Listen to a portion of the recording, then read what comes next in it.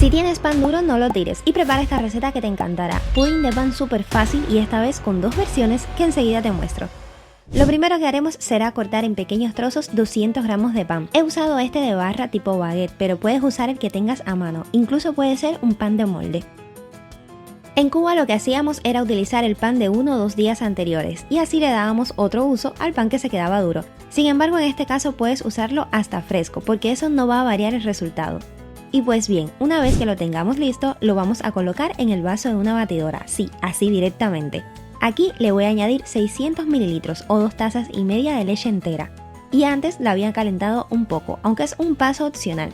Lo que sí no debes saltarte es lo siguiente, y es dejar el pan remojado en la leche unos 20 o 30 minutos. A medida que se va humedeciendo, ve acomodándolo de forma tal que la leche cubra por completo cada trozo de pan. Mientras reposa podemos ir adelantando el caramelo, que como voy a utilizar 2 moldes tengo que hacerlo doble.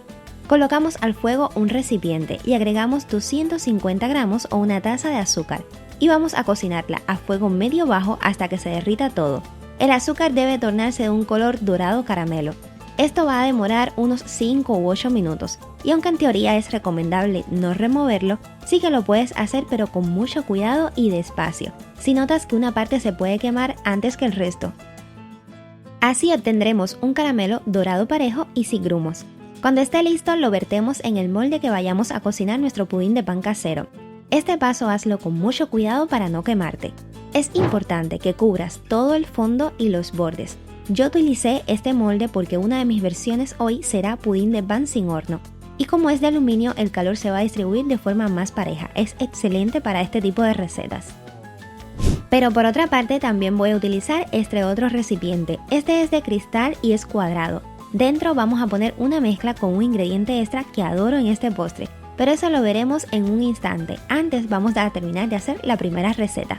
Dejamos de un lado para que se enfríen y de vuelta a la batidora. Es turno de añadir el azúcar. Una taza y un cuarto de azúcar blanca exactamente, que viene siendo unos 250 gramos. También 5 huevos. Estos son de tamaño L por si estás fuera de Cuba. Y además de esto me gusta agregarle esencia o extracto de vainilla. Ahora tapamos y vamos a batir todo hasta que no quede nada de grumos. En una batidora potente serán unos segundos y listo. Si no tienes batidora puedes mezclar todo esto con un tenedor. Desmenuza muy bien el pan que como había estado en remojo antes estará muy suave y será súper fácil. Ahora vierte todo en el molde que ya debe estar frío y luego vamos a cubrir. Yo he puesto papel de aluminio.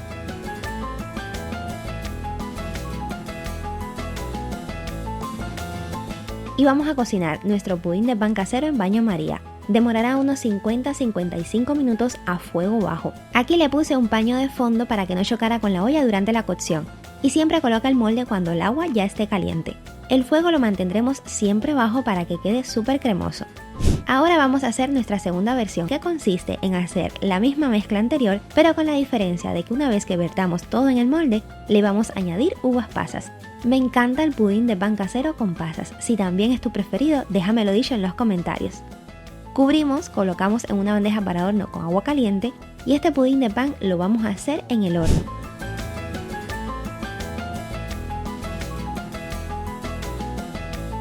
Vamos a ponerlo a 180 grados Celsius o 350 grados Fahrenheit, con calor arriba y abajo durante 1 hora y media.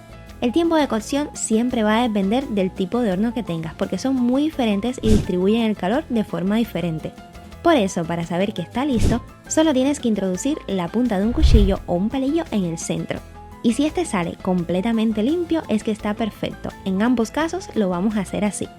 Dejamos que se enfríen por completo a temperatura ambiente y luego refrigera porque frío sabe más rico, créeme.